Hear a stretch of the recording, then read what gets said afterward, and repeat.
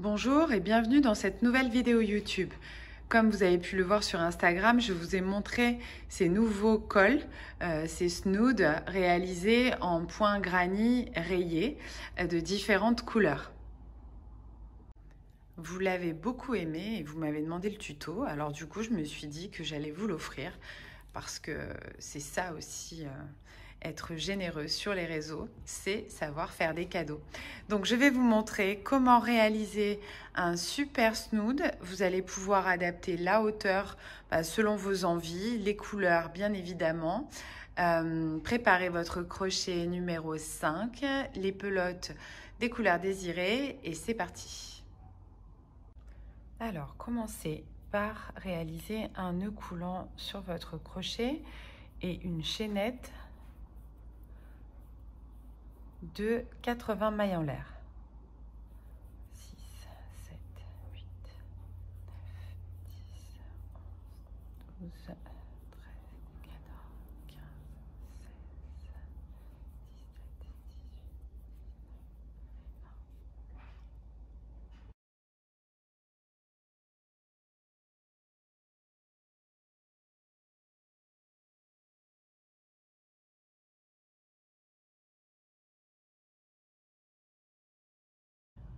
Vous êtes arrivé à votre 80e maille coulée de la chaînette. Alors ici, vous allez mettre votre chaînette à plat avec l'endroit face à vous. Vous faites bien suivre tout du long l'endroit face à vous pour venir fermer avec une maille coulée en piquant dans la première maille en l'air de votre chaînette. Donc, vous revérifiez encore une fois que votre chaînette soit bien toute positionnée sur l'endroit, qu'elle ne soit pas twistée, qu'il n'y ait pas de nœud pour que la suite soit réussie. Et vous faites votre jeté, une maille coulée et vous passez à travers les deux boucles. Alors avant de continuer, je voulais vous dire, juste vous donner une petite précision. Moi j'ai monté une chaînette de 80 mailles en l'air parce que ça correspond super bien à mon tour de tête et même c'est pas très serré. Après j'aime bien avoir un peu d'aisance autour du cou pour que le snood soit un peu souple, qui soit un peu plissé sur les épaules. Vous pouvez évidemment faire encore plus large ou plus étroit si vous voulez adapter la taille par exemple pour un enfant. Donc là on est donc sur une chaînette de 80 mailles en l'air et que l'on vient fermer par une maille coulée sur la première maille en l'air de votre chaînette. Ensuite on commence le premier tour avec cette couleur avec 3 mailles en l'air qui constituent notre première bride et dans le même espace on vient faire 2 autres brides pour avoir notre premier groupe de 3 brides de ce rang de granit. Donc là, vous mettez bien votre chaînette à plat, votre jeté, vous sautez 2 mailles en l'air et dans celle d'après, vous venez à nouveau faire un groupe de 3 brides ensemble dans la même maille en l'air de votre chaînette. Encore un jeté, à nouveau vous sautez 2 mailles et encore 3 brides ensemble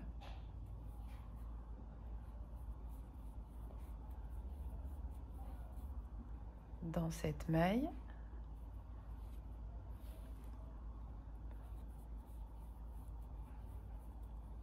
Je vous montre encore une fois. Une maille en l'air, 2 mailles en l'air, on les saute et dans celle-ci, tac, on vient faire notre groupe de 3 brides. Et donc je vais vous laisser continuer comme ça et on se retrouve vers la fin du premier tour pour avoir un peu plus d'avancée.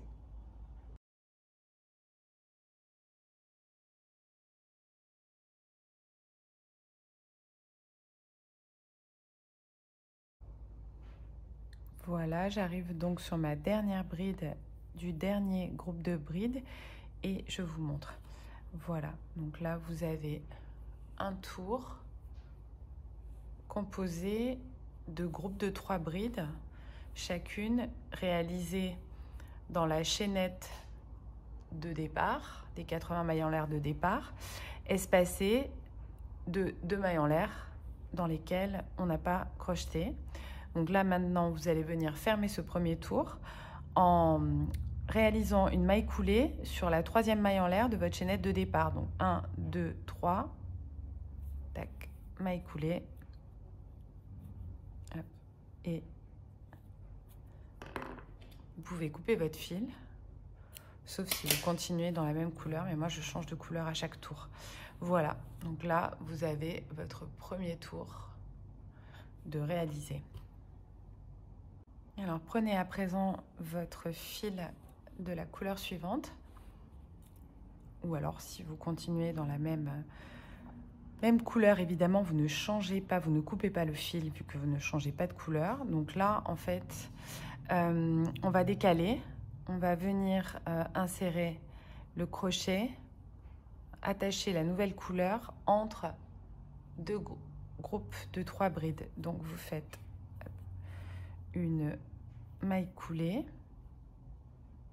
et vous commencez par monter les 3 mailles en l'air chaînette qui composent votre première bride. Un jeté, une bride, un jeté, une bride. Premier groupe de composés. Hop, vous calez le fil de votre première couleur bien derrière, comme ça vous venez le prendre. Ce sera plus facile après pour faire les finitions, rentrer tous les fils. Au moins vous avez déjà un guide. Et vous venez, en le prenant bien par derrière, vous le coincez bien dans votre groupe de 3 brides et vous continuez comme ceci sur tout le tour avec votre nouvelle couleur en réalisant, comme pour le premier tour, un tour composé de groupes de 3 brides. Et comme pour les grannies, dans chaque espace entre 2 groupes de 3 brides, hop, vous venez mettre un nouveau groupe de 3 brides.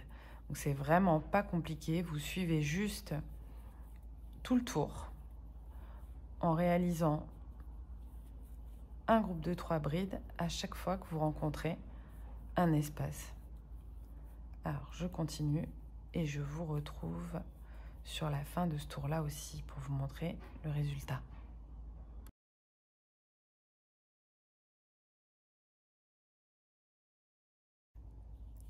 Alors, je suis donc en train d'arriver sur la dernière bride de ce deuxième tour.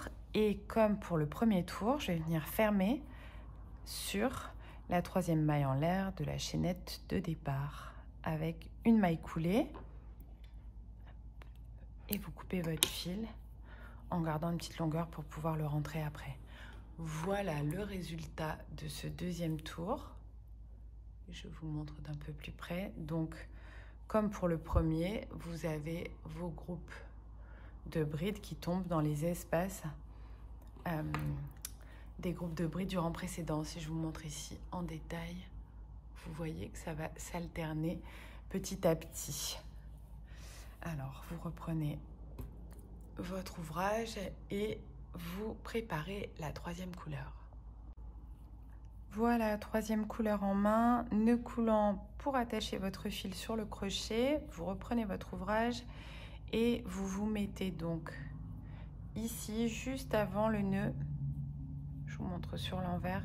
On décale à chaque fois et comme ça, ce sera plus facile pour rentrer les fils après. Donc, maille coulée, hop. 1, 2, 3 mailles en l'air pour faire votre chaînette. Vous mettez bien votre petit bout de fil sur l'arrière là quand vous allez réaliser votre premier groupe de brides. Comme ça vous le tenez bien enfermé derrière, pareil pour le rentrer après les fils, pardon.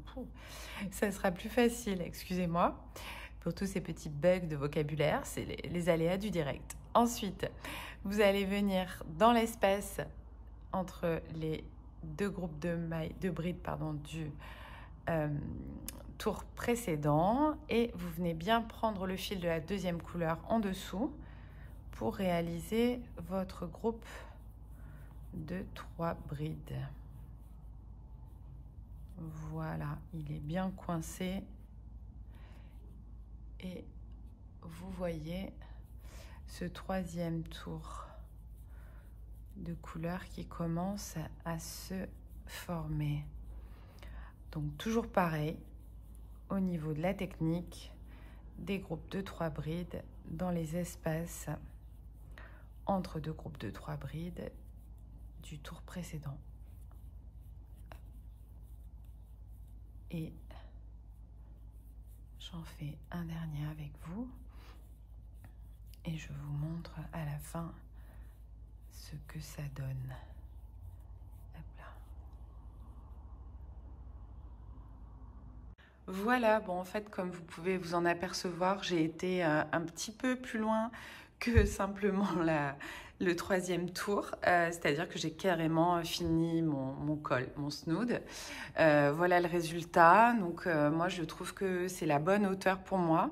J'ai utilisé 10 couleurs que je répète 3 fois, donc ça fait 30 tours en tout en hauteur. Libre à vous d'adapter et de le faire un peu plus court si vous avez envie juste de cette hauteur-là, ou encore plus long. Moi j'aime bien quand il fronce un peu sur le cou et qu'on peut aussi se lever à l'intérieur bien généreusement. Donc voilà, j'en ai profité avec ce col pour utiliser des pelotes texturées, toutes doudouces, comme celle-ci, ou encore celle-là. Voilà, encore une fois, c'est un ouvrage qui nécessite pas vraiment beaucoup de laine. Faites-vous plaisir, amusez-vous avec vos fins de pelote, histoire de ne pas trop gaspiller, de ne pas acheter spécialement pour l'ouvrage. J'ai aussi utilisé de la laine plus classique, on va dire. Voilà pour ce qui est de l'ouvrage en lui-même. Là, il me reste le point que personne n'aime, c'est-à-dire les finitions. Il faut rentrer les fils, donc je vous montre un petit peu. Donc pour rentrer les fils, il va vous falloir une aiguille à laine. Moi, j'utilise celle-ci avec le chat comme ça, en plastique. Alors, ce qui peut être bien, c'est de revenir évidemment sur la couleur. Donc moi, je glisse mon aiguille sous les brides du groupe et je reviens jusque un peu plus loin encore en passant à travers même le groupe d'avant. Comme ça, je sécurise bien. J'enfile dans le chat et je tire. Ici, pareil pour celui-là. Je vais en dessous d'un bon groupe. J'enfile et je tire. Donc après, c'est comme vous voulez. Vous pouvez faire couleur par couleur et couper. Moi, j'aime bien faire rentrer tous les fils. Comme ça, je sais qu'après, je suis tranquille. Une fois que je sors mes ciseaux, je coupe en rafale toute la longueur et mon ouvrage est entièrement terminé. Donc vous avez vu, celui-là, vous vous rappelez, vous l'avez pris sous le groupe de brides normalement pour bien l'enfermer du rang du tour que vous avez crocheté. Donc en fait, vous avez qu'à le passer, vous êtes sûr que ça sera très bien sécurisé. Et celui-là, pareil, vous le passez dans votre petit groupe de brides de même couleur. Voilà, donc je vais continuer un peu sur toute la longueur et je vous retrouve juste à la fin. Nous y sommes, voilà, je vous retrouve, j'ai rentré tous mes fils, j'ai tout coupé. Donc maintenant je peux retourner mon ouvrage sur l'endroit. Voilà,